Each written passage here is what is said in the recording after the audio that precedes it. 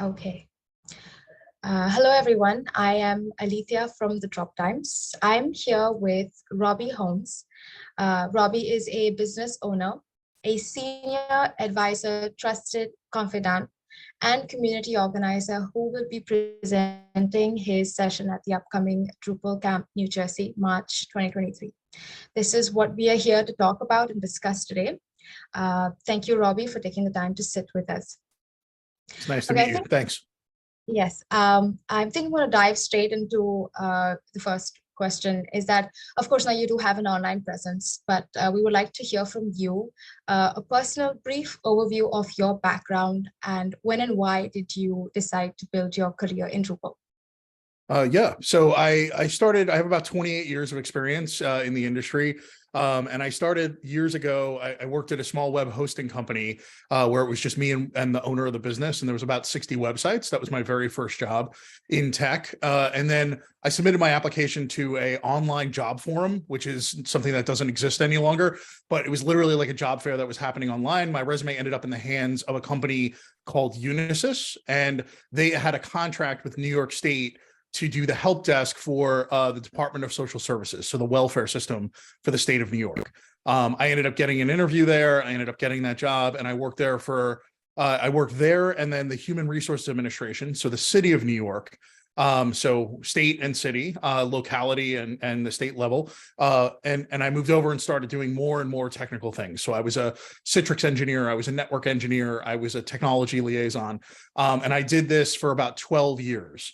And in that process, I was sort of eventually landed and became the manager for the Network Operations Center. So I was responsible for all of the connectivity and monitoring across the entire city of New York's Human Resources Administration. And I started getting kind of bored with IT and started building websites. So I was listening to a lot of conference talks. So before there were podcasts, some of the early web conferences actually started releasing sessions as an RSS feed. So I was basically being trained by all these amazing speakers to think about the web differently. So I started building websites by hand. So rolling them like table list designs before table, like CSS was really effectively the answer. So I was really trying to stay like on the cutting edge. I was so impressed with what I was hearing, but it was really about this idea of democratizing data without knowing that that's what we were talking about, right? The web should be available to everyone. So I started building these websites and then realized pretty quickly I didn't want to be the content management for my friends' websites. So I needed a CMS. So I ended up looking around and I found my way to the Drupal community. I found my way to Drupal as a technology and realized what made Drupal special was their original subheading was called community plumbing, right? It was code and people, right? And that's really what made Drupal stand out to me. So I started attending local community events. I think I created my account in June of like 2006 on Drupal.org. I think I went to my first Drupal meetup in October or November, and then went to Drupal Camp New York City 1, and then continued on from there. So all the way back in 2006, I started connecting with the Drupal community. And by like 2008, I was one of the primary organizers of Drupal in New York City. So at that time, I also transitioned from IT. The community led me to getting my first job utilizing Drupal. So I met people in the community. I ended up working at Sony Music, where I was the manager of interactive media for the platform for all the artist websites. So Britney.com and Slayer.net. And I did that. We grew it from about 25 sites to about 200 sites while I was there, and upgraded from Drupal 5 to Drupal 6 to Drupal 7. And then I moved over to work at Zgat Survey, where we built a giant Drupal instance for their homepage and their main web presence, and then integrated it into the rest of their systems. After a year and a half, we got acquired by Google. So I went over and worked at Google for a little while, for like 2.5 years as a web developer there, and then was feeling not connected to the community and what I really enjoyed.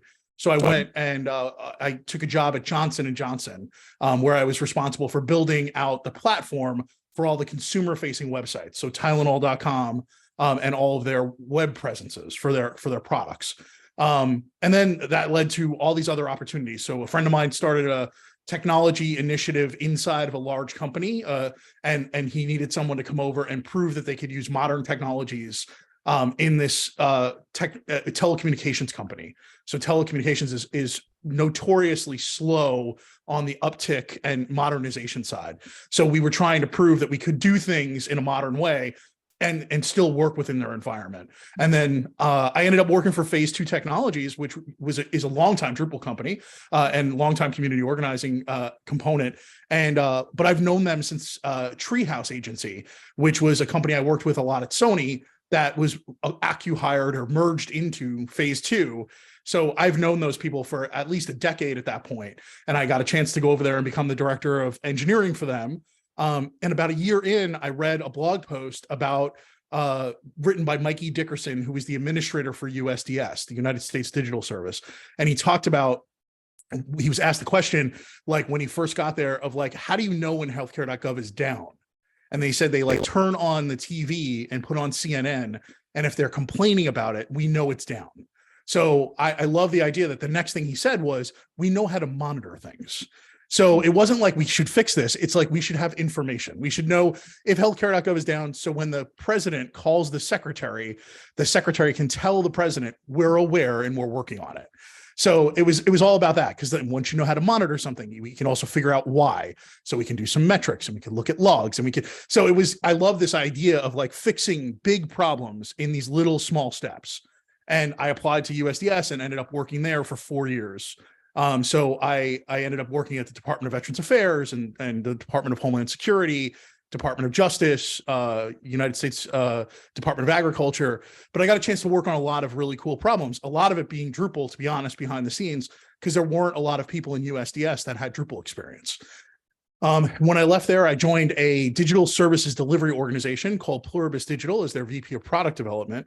And then it just so happened that I bought a house in Prince William County, and I looked at the local government and they had an opening for a director of engineering.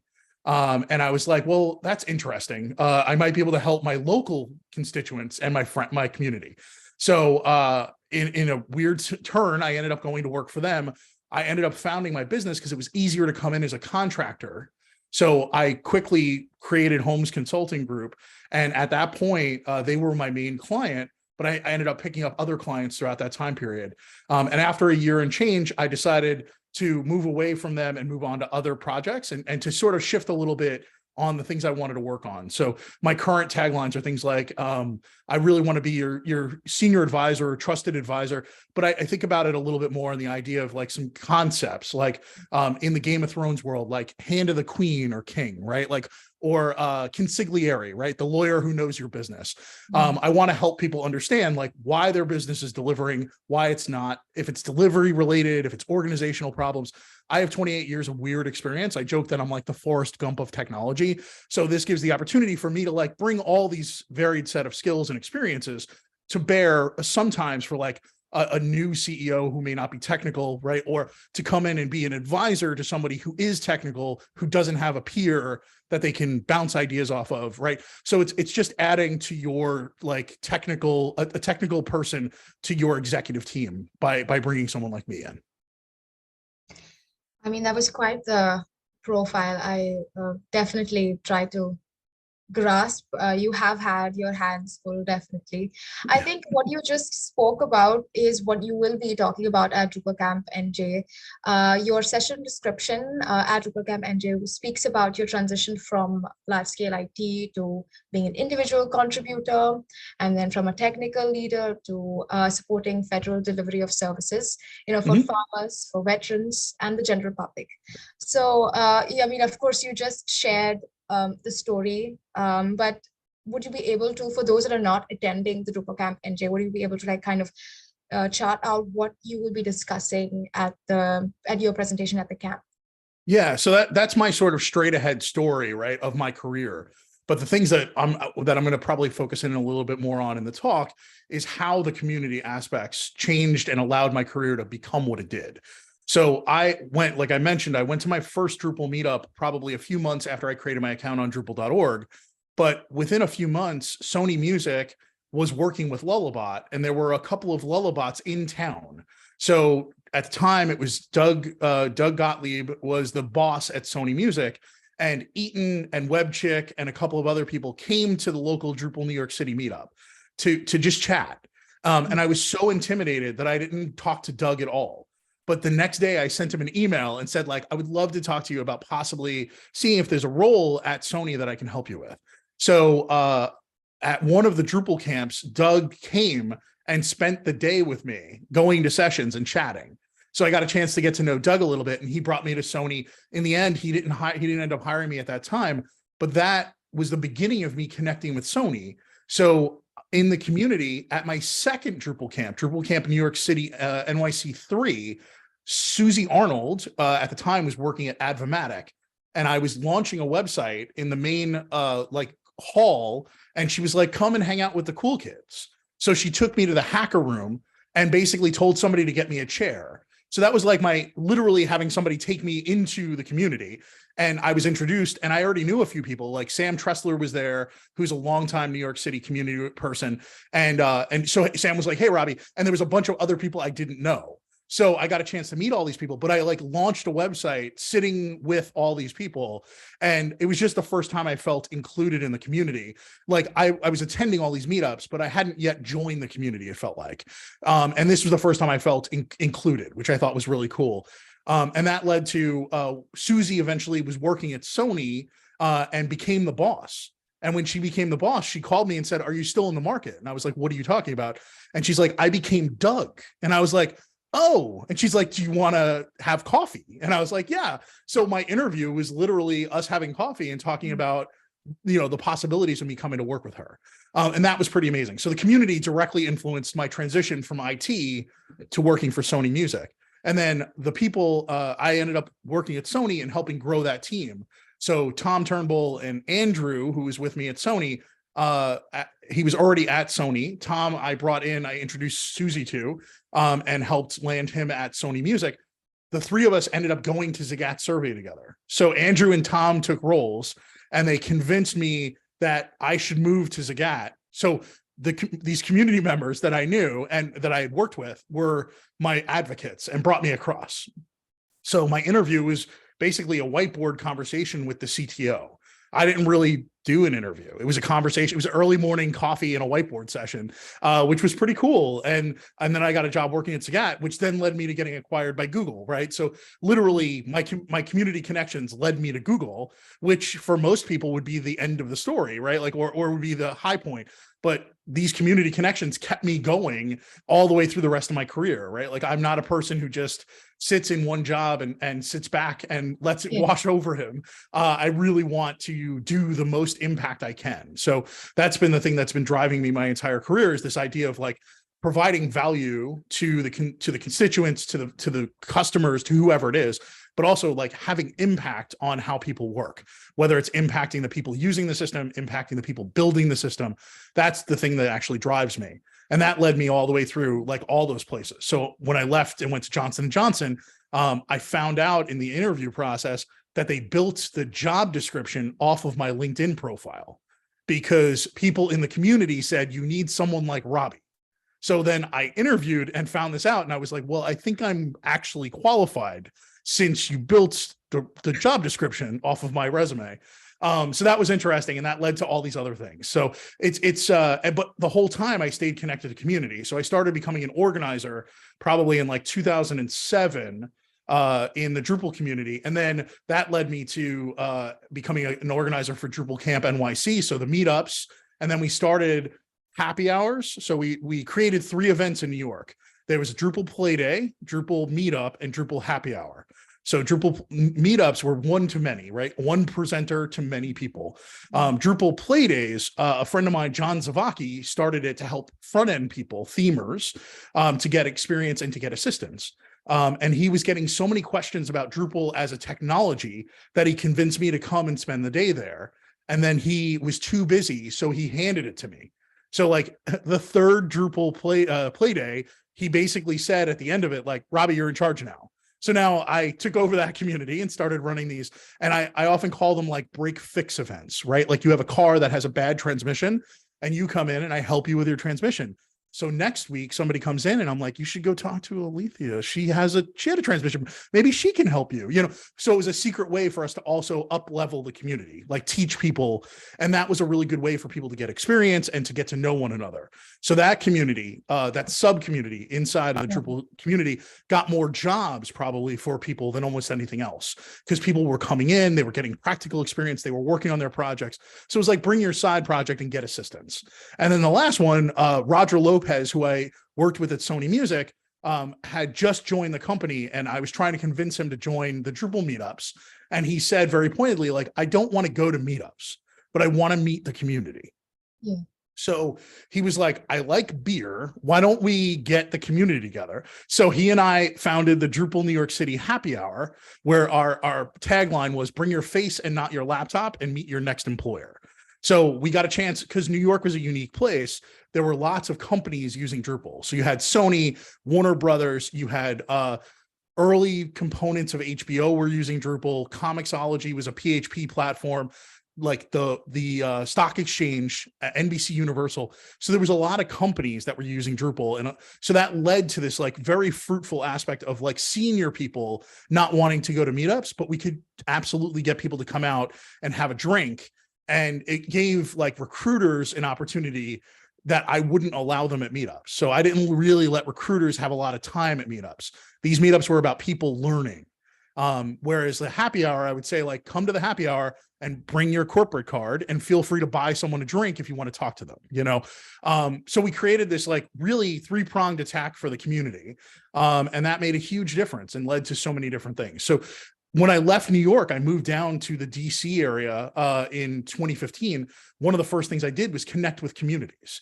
At that point, I was doing more JavaScript, so I was looking for ways to support. There's a concept in the Node community, Node.js, called Node School, which are these self-contained packages that teach you self-learning. But they hold Node School events where people can support you. So if you were running it on your computer and you couldn't figure out how to solve it, there were people that would always answer a question. And I felt like this was a really great way of self-empowerment. So Node was really on the rise at that point. It was really hot. And this was like a nice entree to the Node community. So you could come to these things and learn from the ground up. And then maybe you could attend Nova Node, the Northern Virginia Node, or Node DC. So I came down here and I actually reached out to the organizer or the person who was listed as the owner of Node School DC before I moved here. And I said, like, I'd like to help out. And I moved on a Friday, and on Monday I went to an event called Nova Node, so the Northern Virginia Node meetup. And I walk in the door and somebody said, hi, are you new? And I was like, yeah, I just moved here. And they were like, from where? And I was like, New York. And they were like, are you the guy that's been talking to Josh about running Node School events? And I said, yes. And they were like, great. Do you want to run a Node School in 3 weeks at an unconference we're running? And I was like, sure. So I moved, and within 3 days had the first engagement with the community here. But also I was quickly, once they realized I was serious and that I've done this before, they made me a co-organizer. So as soon as you show any interest, people are just like, and you have any they're like, please come and help us volunteer. So I basically got the keys to the kingdom pretty quickly of like Nova Node and then Node DC, these two communities. And then I took on this idea of creating Node schools in DC, and then went from there. So community has always been important to me. While I was at Google, I helped found the Angular New York City community, because Angular was so hot at that point. And Igor and Mishka, so Mishka, who created Angular, and Igor, who was like the senior tech lead on the project, wanted to have a meetup in the New York City area. They were running one in Mountain View. So they asked us, because we were a team that was building one of the larger Angular projects, and they knew some of us had community organizing experience. So we actually started a meetup in Google in New York City for Angular. So I've always had these connections no matter where I was, but I always treat it like it's my way to give back, right? I wouldn't be in the position I'm in my career if people hadn't done it for me. So it's this, maybe it's because I'm a lapsed Catholic, but this is like my church. Like I give back to this community the way that other people, I've always had this sort of sense of community and wanting to give back. Like I worked with the mentally challenged when I was a child, and I got an award, but like, that's just, I've always been that guy who's been a part of something, and tech community became that thing for me. And it allowed me, when I moved down here to the DC area, to have a whole new group of friends, right? I was in my like 30s, moving to a whole new area with no connections here. And within a few months, I actually had friends that were other organizers or that I met through meetups.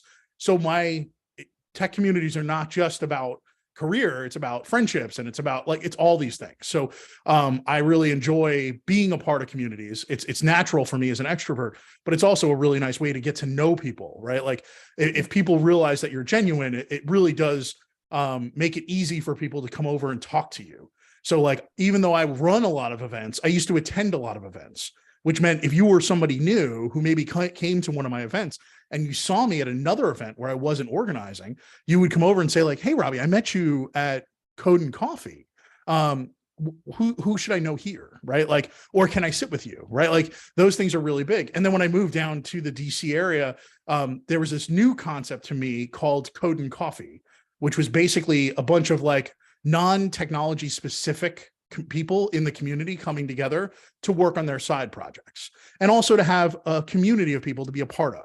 So these Code and Coffee events started at Nova, Northern Virginia, at Custom Ink. And the Alexandria one, I lived in the Alexandria, Virginia area, was no more. There was a community there, and it had stopped. Glenn Espinoza, who founded it, left the community. He moved, and then he eventually moved back. But while he was gone, Sean Macbeth and myself were able to get it off the ground again. So we restarted this Alexandria Code and Coffee in the shadow of Nova Code and Coffee.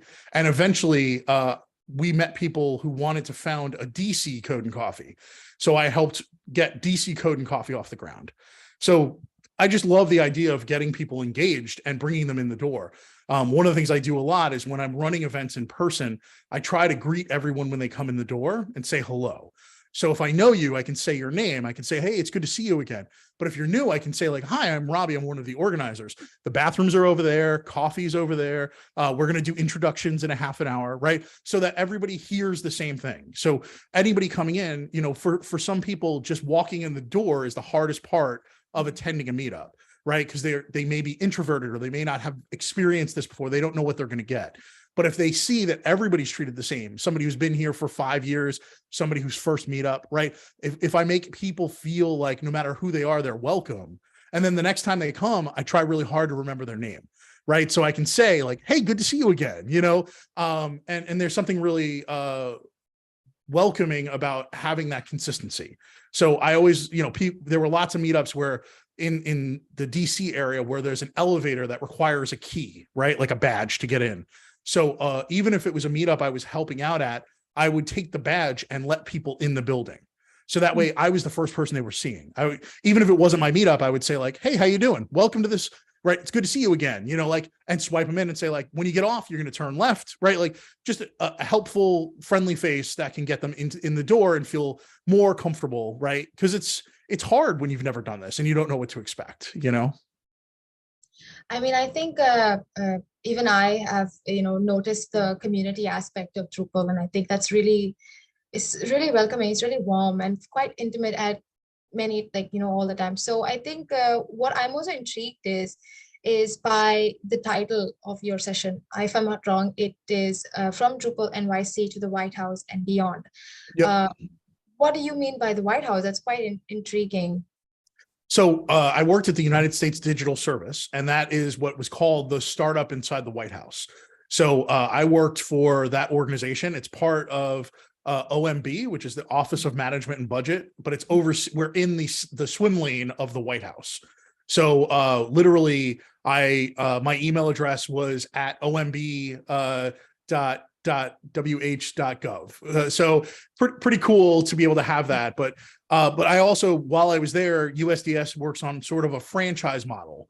So I actually was a VA employee for a little while I worked at the VA, which means that you sort of aren't an outsider, right? Like I was a VA employee like every other VA employee, which was, so that really like levels the playing field. Even though I'm an outsider who's joining this organization, I'm now a Department of Veterans Affairs employee.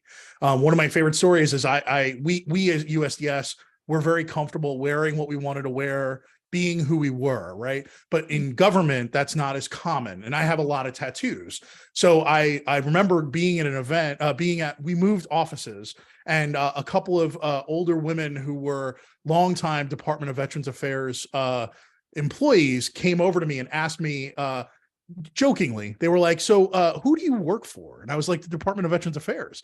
And they were like, how come you can wear shorts? And I was like, I don't know. Did you ever just try to wear shorts? And they were like, I couldn't get away with that. And then her friend was really funny. Like she stuck around and she was like, she's just been waiting to make fun of you for wearing shorts and get like, and I was like, that's great. Like, but from that point on, they both said hello to me every day. Right. Like, because I played with them and I was just on the same level. But it's true. Like, if you look me up in the Active Directory, I was Robert Holmes, and I was the 6th Robert Holmes that had ever worked at the VA. And it was very standard, right? Like, my email didn't say United States digital expert. It just said, digital service expert at the Department of Veterans Affairs, so there was something really interesting about that aspect of it and going where the work is. So USDS has like 6 core values, and that was one of them, right? So we went and embedded at agencies, we became employees. And that was really important. So I got a chance to work at all these different agencies because of my time at USDS. And I spent like 2 years working out of the White House, enclave. So I had a badge that would allow me to go on the White House campus. So I was able to take people on tours. So I was a pretty standard White House employee, which is pretty cool for somebody who never thought who didn't even understand how government worked, right? I grew up in New York. I worked for media companies. I worked for a lot of things, but I never saw the connection. But when you look back at my career, my first 12 years was working for the city and state of New York. And then I did 4 years, because you can do 2 years as a Schedule A employee, which is what we were brought in as, and you could re-up for one more 2-year term. So I did my 4 years at USDS working across government. And then I left and worked at a company that served the federal government. That was a digital service organization. Then I went to work for a locality. I worked for my county. So like, so much of my career, out of the 28 years, probably 18 of them have been working in service of government in some way, shape, or form, right? So I've worked at every level of government in the US, from city to locality to state to federal. So there's a really interesting, what I need is international government. So I can just say, like, I win, I've got them all, but I haven't gotten there yet. Someday. Of course, you just spoke about the amount of work you've done for the government, and obviously governments all around the world have been using Drupal. So like Gov CMS, local Gov Drupal. As a person who is involved with these kind of multiple projects, can you tell me about the challenges and the opportunities for Drupal in this space? Yeah, I think what's interesting is there's sort of a level playing ground in government for all technologies. There are some that have different long-term entrenchment, is the way I would put it, right? Like, so lots of federal agencies in the US still have mainframes that are probably running COBOL, but that's because these systems are antiquated. They haven't been modernized, not because they haven't been able to do it, but they're huge projects, right? If you think about like the Center for Medicare and Medicaid, or IRS in the US, right? These systems are dealing with, sometimes trillions of dollars, and they may be, millions of lines of COBOL that are solving these problems. And the problem is, it's not just code. The code that's written is actually an execution of policy, right? So if you think about it, right, there's no one place that says how Medicare is distributed. There is a law that created Medicare, and then there are subsequent policies added into laws all over the US and all over the federal government about changes to Medicare. So now you have to apply those. So you have to be the implementation of law and policy. So when you take a step back and you say, I would like to replace this mainframe, there's no one place to look for how this should be built. You have to sort of take this interpretation of 30 years of law and policy. So really, any technology has a chance of being a part of these things, but there are some that are more entrenched than others. So Drupal tends to win a lot of the .gov websites in the federal government tend to land in the Drupal ecosystem. They're pretty confident to utilize that technology there because Drupal is pretty malleable. I think that's the thing that's always been, it's sort of the thing that allows it to win in these types of environments. I would say it's sort of extensibility, right? Like when people talk about Drupal, there was always this idea of the Drupal way, right? Drupal it is a framework. For a long time, we used to joke that it was a web application framework that happened to have a content management system bolted onto it. So it was built with the idea that you could extend it and make it do what you needed it to do. But that can be dangerous. It's like a Lego building blocks, right? So if you think about it, Drupal can be formed into almost anything. But think about Legos. If you walk in the darkness and somebody's left Legos on the floor and you step on them, that's pretty painful, right? So there are times where Legos can also be weapons. So I think what's really interesting about Drupal is there's been a lot of support for Drupal at different types of environments. So in the open source space, in the nonprofit space, right? Drupal, especially in the Drupal 4 and Drupal 5 era, these were places that sometimes a solo lone technologist would build a website that maybe had eventing built into it or connected to an e-commerce solution. But like Drupal was so, I wouldn't say simple, Drupal was so consistent that people could extend it if they learned how to use it, even if they weren't maybe technologists before. So Drupal sometimes approached things a little bit differently than other web frameworks did, which allowed it to be utilized and picked up by people that may not be technologists today. I think as we move towards Drupal 8, things got a little more enterprisey, a little bit more focused on sort of modern best practices and a little bit more in the way that other web frameworks have worked. But that doesn't take away Drupal's ability to be malleable. I think the standardization on Symfony 2 as the underpinnings of Drupal just standardized and took away the requirements for you to understand how Drupal does things.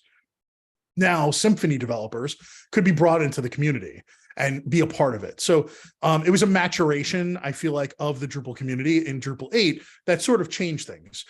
There's a front end, there's lots of ways to talk about him. Morton DK in the Drupal community has been around a long time. And at a Drupal con in Austin, Drupal 8 was just about to come out. And Morton and I have known each other a long time. And I joked around and said, we should make t-shirts that say, welcome to Drupal 8, I hope you're new. Because everything was changing, right? Like, so if you had done Drupal for all these years, but what's amazing is the community continued to rally around it. So those people who had been part of the earlier days of Drupal sort of rolled with the punches and learned and like kept the ethos of that malleability and that extensibility in the community. So I think Drupal has a lot to offer because it's open source, right? It's sort of this democratization of technology by being open source. Anyone can pick it up, right? Like I can install Drupal 8 on my laptop today. You can install Drupal 8 in the cloud behind a load balancer, right? And it's the same technology. So I can learn everything I need to learn in order to build the largest enterprise site that's ever been built. So I think there's something really welcoming about that. And the community is the other aspect, right? Like if you need assistance, there's so many channels to get that help.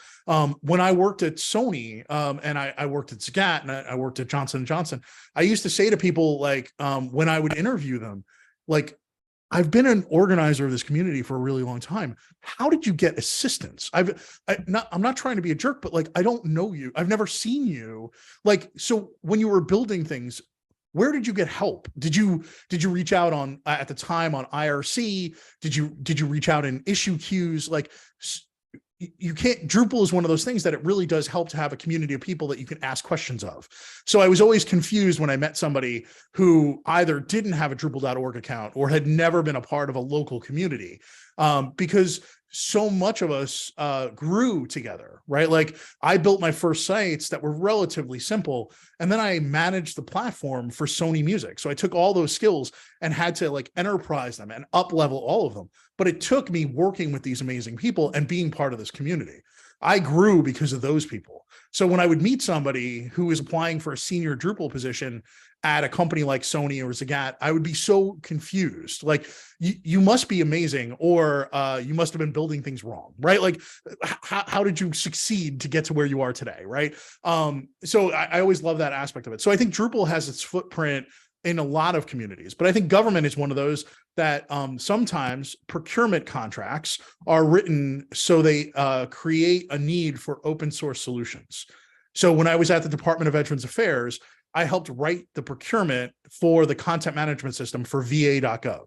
So I was the tech lead for all the API work that was done behind that for a few years, called vets.gov. And then when the brand merger happened, they took everything we did in vets.gov and brought it over to the main front door at the VA. They then needed a content management system to create content. So I helped write the procurement and evaluate those companies that came in. And what was cool was, like, the only requirement was that it was open source and that it had to have the ability to be part of the ecosystem that was our current tech stack. So Drupal can basically be folded into anything, but this wasn't a shoe-in for Drupal to be the answer. It just so happened that the company that made the best presentation, that understood our ecosystem and how we would fold this in, won the contract, right? But they were very well-known Drupal companies that won it, right? It was Civic Actions. So these companies have been around a long time. I didn't even know that they were submitting a proposal. It was just a nice surprise when I got to the evaluation, and I didn't know any of the players, but I knew the company. So I sat through all these presentations and we evaluated them on an even basis. We had multiple different technologies brought to the table that were open source that could have been the content management system. But in the end, they won because their solution was the one that was the most valuable, and would provide the most like impact and allow us to do the job we needed to do. And then I left that and went back to what I was doing in other parts of the government, and that project was not going well. So I came back to be the technical product owner to basically get that project launched before I left government. So I was pretty intimately connected to that project, but I helped out on farmers.gov with that procurement, and I helped out over at DOJ on the ADA.gov. So the accessibility site, right? Americans with Disabilities Act. This is the one place on the internet where all of the law and policy around accessibility and supporting people with disabilities is on the internet. So that is a very important website. And it was a hand-rolled website for like 20 years. And then it got migrated into Drupal, and Acquia had the contract. So I went to those first events and I walked in the door and recognized people who were going to be on this team. I knew them from the Drupal community, which allowed them to know that, like, there's somebody who understands your problems. There's also somebody on the USDS team that is supporting DOJ that is going to be able to explain why things are possible or not possible, right? So it just really, this community continues to follow me everywhere, which is unbelievable. I think the next part of my questions would be directed towards the Holmes Consulting Group. Sure. And of course, you've managed to get so much done, but I think I'm really intrigued by the timeline. Could you give us a little brief about the timeline of the Holmes Consulting Group and how you worked about it with Drupal and all that? Sure. So when I was leaving Pluribus Digital and joining Prince William County, it became obvious that it was easier for me to come in as a contractor. So that allowed me to take the time to build my company there. So that was in 2021. So June of 2021, I founded Holmes Consulting Group, and I've gotten a chance to work on a lot of projects since then through my company. And sometimes it's different types of work. So I got a chance to do a couple of discovery sprints through another company where they were working with a state in the US about technology modernization. So I got a chance to do a couple of those. So what's been nice about having my own company is I have this, even with everything in my career, I have this really vast network that connects into weird places, and I have a lot of connections. So the idea that somebody could just say like, oh, we have a Robbie shaped hole right now, because they know me, and they can say like, are you free? Do you have the availability to do 20 hours a week for the next 3 months?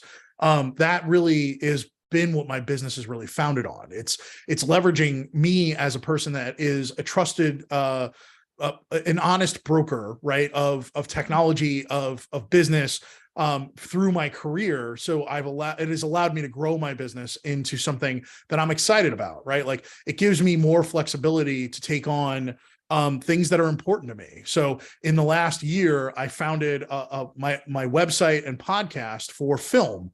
So I have a website called geekonfilm.com and a podcast called Geek on Film that me and one of my friends that is an actor on Broadway come together once a week to chat about film and television.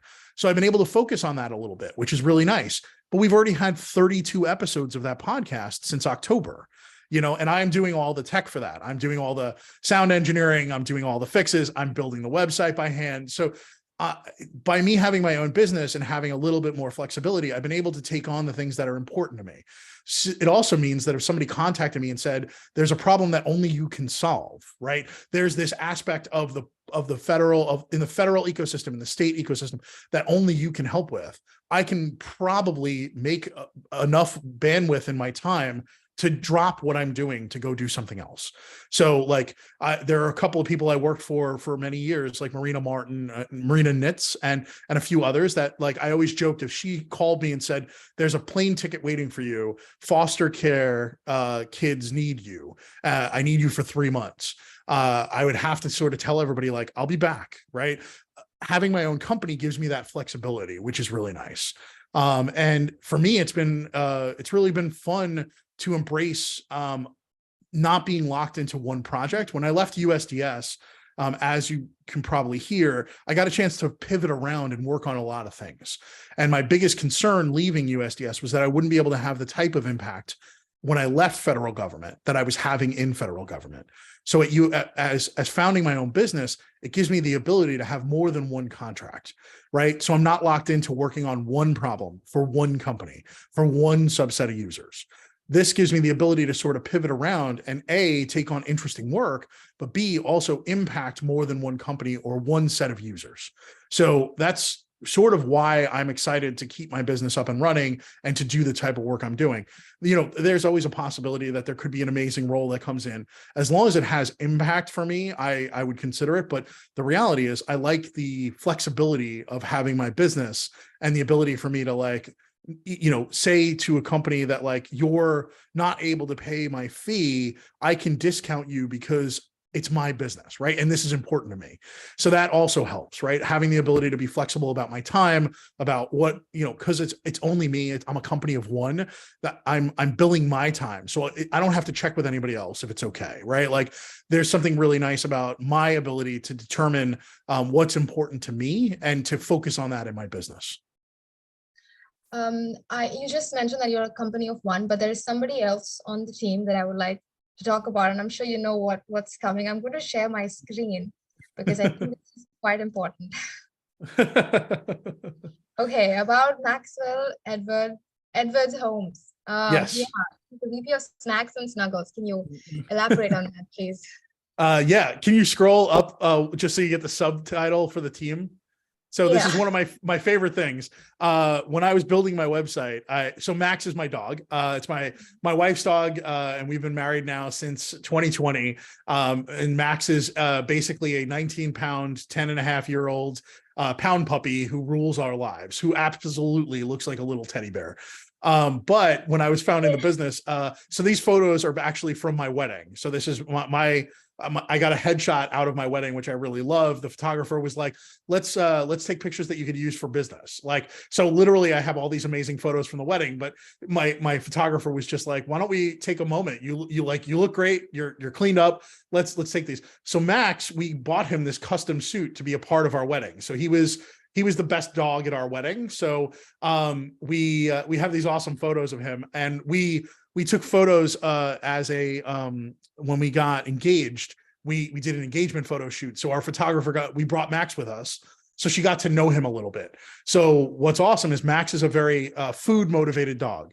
So literally, to get his attention in this photo, she held up something in her hand and she said, "Treat." And he like immediately snapped to attention, and she was able to get probably the greatest photo I've ever seen of Max. He looks like a living teddy bear, right, in this photo. So I had to, when I was making the business, my I joked around that my wife could be my chief operating officer at some point. That's why I called it Holmes Consulting Group, is because I think she's amazing and I think she'd be better at running my business than me. But until then, I needed someone to support me. So Max is not qualified for much, but he's really good at snacks and snuggles. So Max lobbied, and my wife was on his lobbying committee, and he made it to become an executive in my business. But when I created the website, it just said team. And I sent this to my mother, and my mother is now 82 years old. And she scrolled down and she was just like, is it okay you have Max on your website? And that's why I created the subheading of a highly experienced and serious executive team, because Max is an important aspect of what I do. He often sits in on meetings. He definitely tries to get my attention when I'm doing things. He's a big part of what we do in this house. So I had to acknowledge him on our website. Of course. I mean, he is definitely so adorable. It's such a nice addition. It's a very strong team. Yes, he definitely shores me up in ways he's a little more cuddly than I am. So.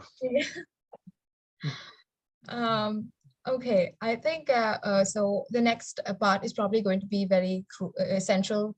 As a young adult, of course, there are many of my friends, colleagues, not just young people, but many people are venturing into startups.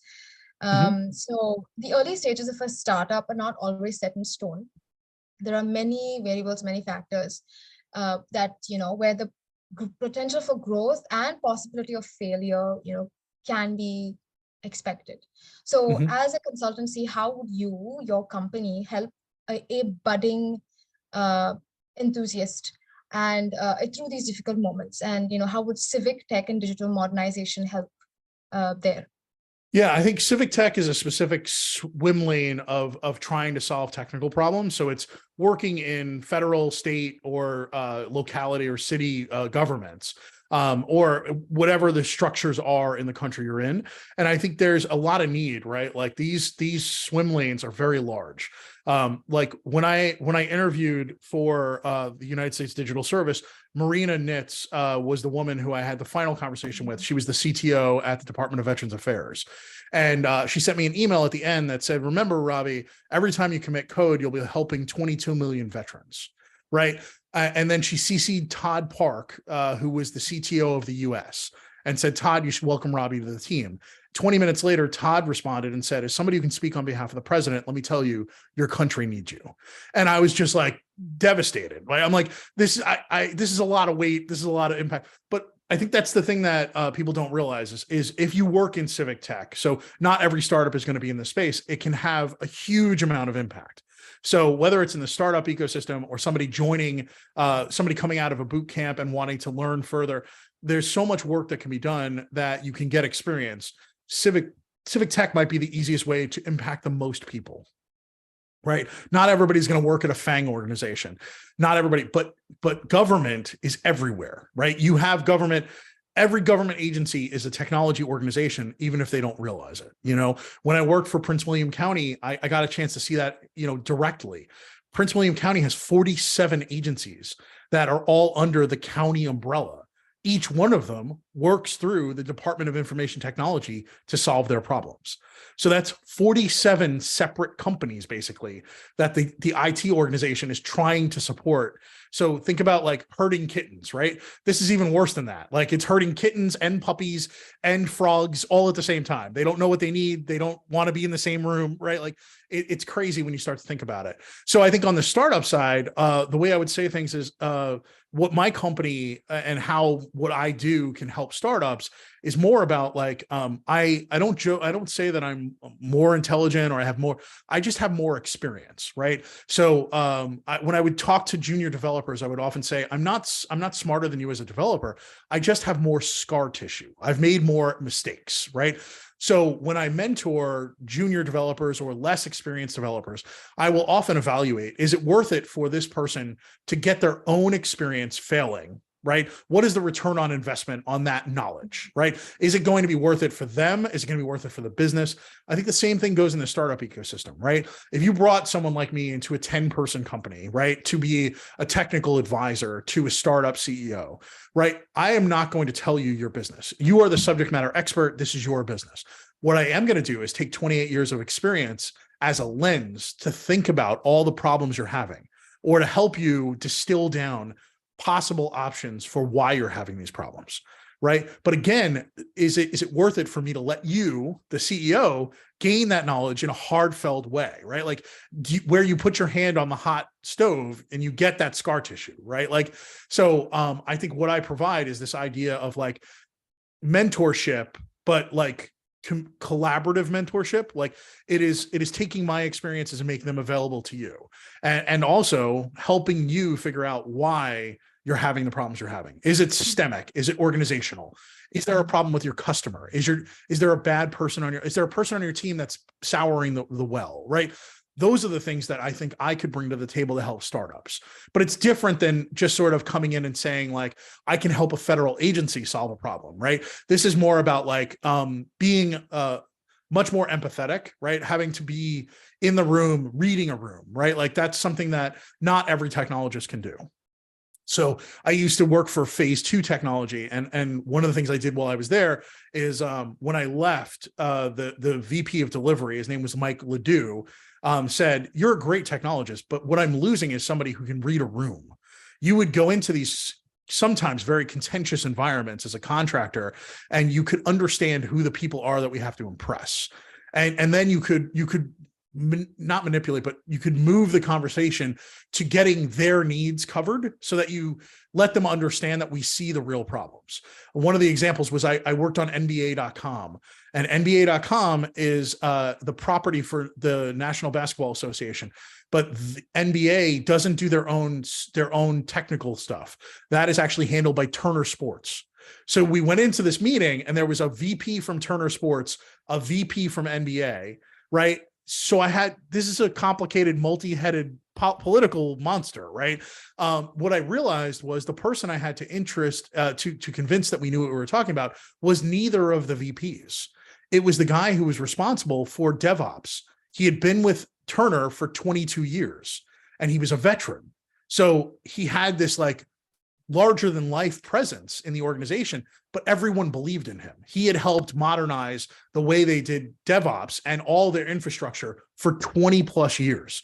So that's the guy that everybody wants the thumbs up from.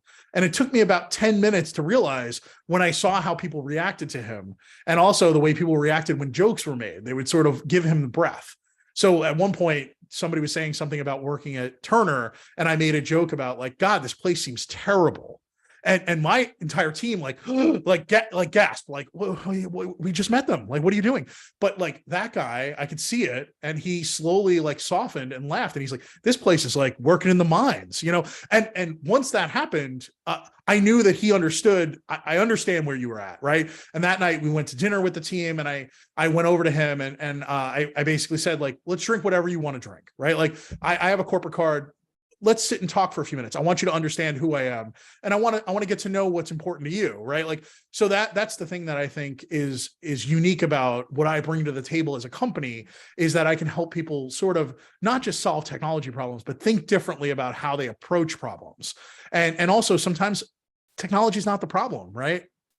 You know, I've worked on projects where the technology solution solved a people problem. Right? Like there's a reality to that, right? Like at the Department of Veterans Affairs, we had 3 teams working on separate things and they weren't talking to one another, right? So I pitched the idea of us making a single project from those 3 teams.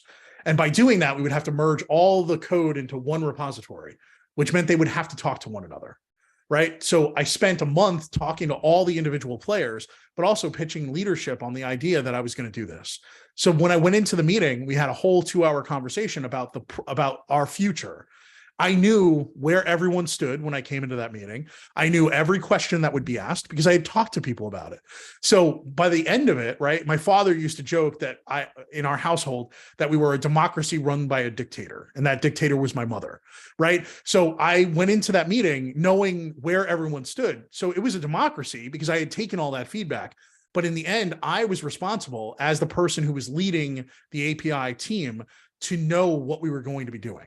So I evaluated all their options, and then I gave them a presentation on, after talking to all of you and taking all the feedback, and this is where I think we should go. And then there was some pushback, but I had answers for the pushback because I had already had those conversations, right? So there's something really amazing about helping people see that sometimes it's technology, sometimes it's people, sometimes it's process, sometimes it's organization. So I think in the startup ecosystem, especially first-time startup people, they're so enthusiastic about the problem they're solving. If they haven't done something like this before, they can get out over their skis, and they could use someone to sometimes tip them back a little bit, but also whisper in their ear like you're about to tip over your skis, right? Like being on both sides of the table is really important. Yeah, I think you've already kind of answered my next question, but just to narrow it down for those that would be listening or watching, do you think anyone who's starting up a startup, how would you be able to identify 3 ways someone can identify whether it is going to make it or not? So yeah. I think a big part of that is past experience helps, like seeing patterns. I think what's interesting is I would say anti-patterns, right? Like seeing things that you have seen that look like good ideas that have failed in the past. That is one of those things that you get after years of experience, where somebody will say like, we should pivot this, we should do, well, that once that hits your ear wrong and you're like, well, I feel like I've done, or I've seen someone try this before. That's the important piece.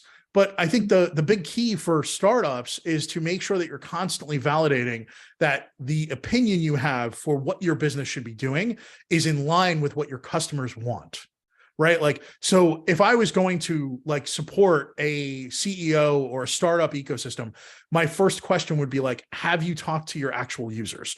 Do you have like 5 or 6 companies or large users of your organization that you can do user research with on a regular basis? Validate all the time, right? Like I'm a big believer in agile workflows. I don't care about certifications. I actually think certifications are bad, because if you're following something that is supposed to be malleable and you have to tick boxes in your methodology, that's bad. But you should live into the idea of the Agile Manifesto, right? It's people over process, right? Like what I think is super important and why I have been transformed in my time at USDS and other times is that we really spent a lot of time validating what we were trying to build. And that was unique in the federal government. Not a lot of organizations have been able to do that. There's like the Veterans Experience Center at the VA that's done this before, but we partnered with them at times. So when we were at other places in DHS, trying to help out, like I worked on a project having to do with asylum officers and the process of actually writing an assessment. So we actually had an asylum officer on our team to help us, right? Like literally an end user of this system, but also they could help us understand the policy, right? We had technologists that had worked in the organization before to talk about the implications. I think one thing that people don't do enough of is ask, like, has this problem tried to be solved before? And if so, why did it fail, right? So if you're a startup and it's unique in the space, look around and see who tried it before, right? Like if there's opportunity, grab coffee with that CEO, right? Like most people want to tell their story. So put your ego aside and talk to people, I think, and talk to your users more than almost anything else. Build something incrementally, put it in front of users and get validation. Take that feedback to heart, right? Like one of the things I've been trying to teach people who are first-time executives is when someone tells you who they are, believe them.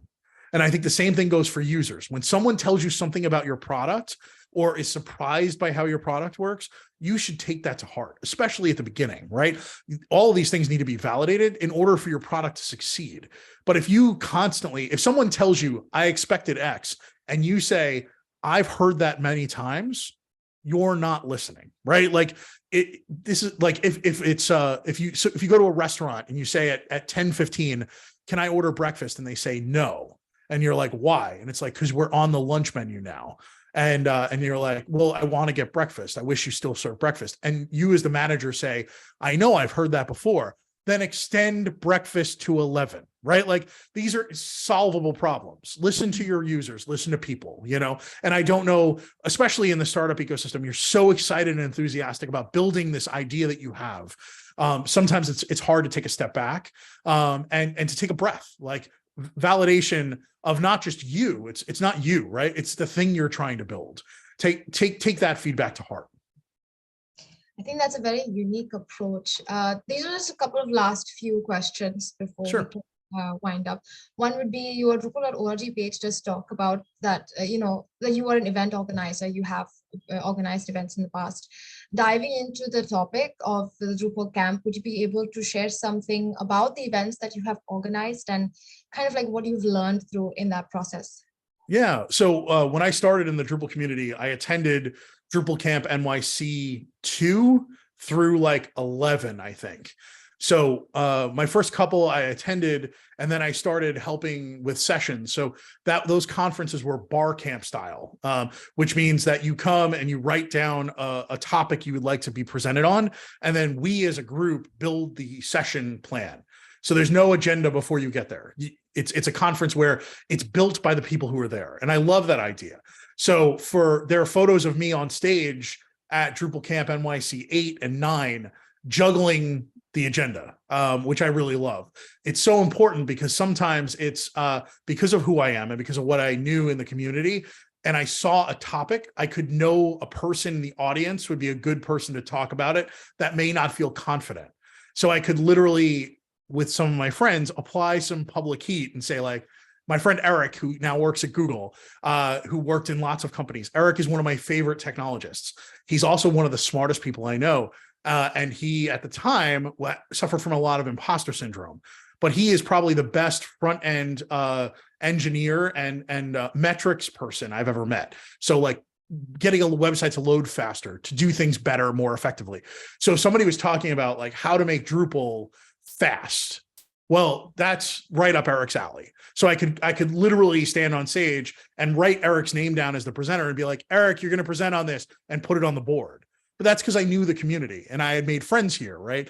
So community allowed me to pivot from one side of the stage to the other, right? Like I was originally in that audience, hopeful that I could learn something.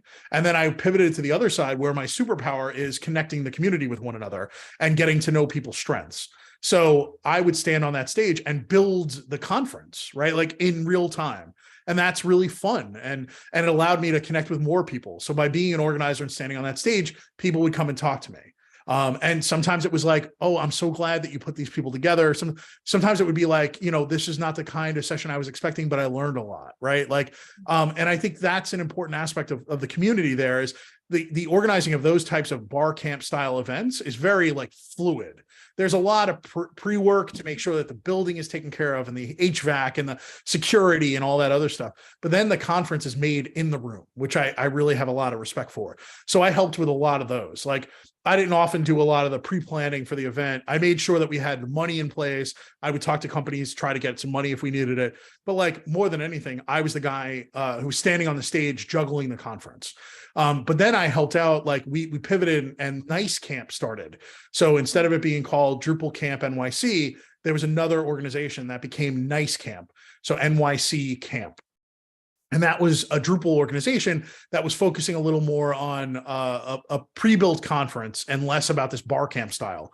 So for the first one of those, I actually was the curator with a couple of other people of the conference selection committee. So me and two other people built the conference out of the suggestions. So it was really fun to be a part of that, to do the same thing I had done on a stage. But now I had to sift through 280 submissions and really create like a session path for new people, a session path for business people, a session path. So like really thinking about what are we trying to accomplish? Who's the audience we're trying to target? So I got a chance to do some of that. But I also stood on that stage and presented about Drupal in New York City at some of those conferences. So like I part emceed it, right. Other times I like introduced people. So Earl Miles, who created views and panels, he spoke at Nice Camp, and I was able to do his introduction because we worked together at Sony Music. So I gave Earl time to set up and get ready for his, but I could talk extemporaneously for a few minutes to give Earl some time, and also like shuck and jive on the other side of the stage to give Earl no focus, right? Like let him get set, let him get ready. And that was really great. Like I got a chance to support somebody who I had so much respect for in the community, and give him the type of introduction he deserved. So I did all that kind of stuff. But then I helped out down here. Like I mentioned, I went to the Nova Node event, and I eventually ended up becoming an organizer there. But I ran a Node school inside of a bar camp type event within a month of me moving here, right? Like, so all of a sudden I'm now part of the organizing. So we ran events like, so in the Node community in Node.js, there's a subsection of it called Node Bots, which is about using JavaScript to interact with robotics. So there's a Node Bots Day. So we ran a Node Bots Day event where we got sponsorship from some of the companies that made some of the event, some of the equipment, and we got t-shirts from some of the creators, but we ran events around that, you know, so getting people excited about using Node and JavaScript to talk to, you know, information, IoT devices, to physical world.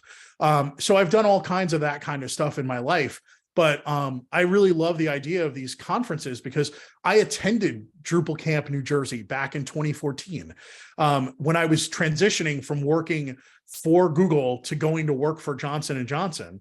I was standing at Drupal Camp New Jersey 2 days after I accepted that job. So someone who knew me basically stood on stage, one of the organizers, and said, I'm really excited that Robbie's about to rejoin our community. I wasn't speaking. Literally, I was in the back of the room and they shined the spotlight. So by the time I left that conference, I had 4 or 5 resumes in my hand of people that wanted to work with me. So this conference is one of those that I've enjoyed to attend in the past. And I always felt like this is one of those smaller conferences that I think is so important to the regions they're a part of. Like Drupal Camp New Jersey is this, it's a great event for people to come together across the tri-state area. So New Jersey, New York, Pennsylvania, or Connecticut, depending on which direction we're going. But in Princeton, you get this opportunity to bring people to this beautiful university and to connect with other aspects of the Drupal community that they may not get to do. So maybe you can't go to DrupalCon, it's too expensive. These local conferences give you the ability to sometimes see the same talks you would see at DrupalCon and to talk to the same companies who are sponsoring tables there and maybe meet your next employer. Those conferences give people that opportunity. So if I could give back by standing on a stage and convincing people they should do more in community, that's great. If I'm a draw in any way, shape, or form to get more people to attend Drupal Camp New Jersey, that's great, right? But this is a way for me to give back to the community and say, like, you all help me get where I am. Let me help you think about the way your career can be shaped by community, right? People do things sometimes without intention. I didn't have the intention of using community as a stepping stone to my career. It just so happened to be the outcome. For me, it was always about giving back to the people who had given before me, and to keep giving back to the next generation. But in the end, community allowed me the career that I have. So any way that I can help give back, I'm happy to. Of course, these camps and these cons definitely, bring about more than just building connections. I think the last question that I would want to ask is, what are you most excited about Drupal Camp New Jersey? Yeah, I'm excited to meet up with and see people I haven't seen in a long time. I've presented a couple of times recently during the pandemic remotely. So I spoke at Drupal GovCon and talked about the VA and the work that we've done there. So I've gotten a chance to stay connected to this community, but I haven't been to a Drupal event in person, I think, since DrupalCon. So I went to DrupalCon in Nashville, Tennessee, when I was at USDS. We had a table. So I got a chance to bring USDS to DrupalCon, which was super fun, and get people to think a little bit differently about the federal government, right? Here are all these companies that are vying for people to come and work for them in the public sector. But you know what? You could come in the private sector. You could come over and work in government. Right? You could use your skills to help America, right? Like, and being a conduit for people who may know me from the Drupal community to come over and be like, what are you doing here? Like, I haven't seen you in a while. That was really fun. So I'm excited to go back to Drupal Camp New Jersey and get a chance to see some people that I haven't seen probably in at least 5 years. But if we go all the way back, there's going to be people from Drupal Camp New Jersey that I saw in 2014 last. and maybe people that I haven't seen since 2010, right? There's a history in this community that I'm lucky enough to have found my way into, and I'm really excited to see some people I haven't seen in a while. And also, I used to joke like, it's great to see old friends and new. I'm also excited to talk to people who don't know my story and hopefully get inspired, right? Like, so come over and if you're at Drupal Camp New Jersey and you want to chat. As you can tell, I'm a shy person who will never speak to you.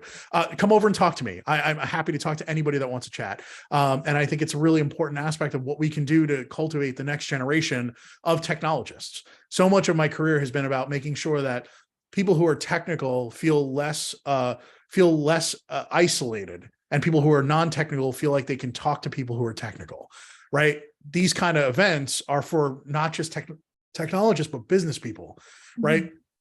Getting a chance to tell people like there is work out there in the federal space. There's work out there at the state level. There's just being a conduit to giving people my experience as a possible path in your career is really exciting to me.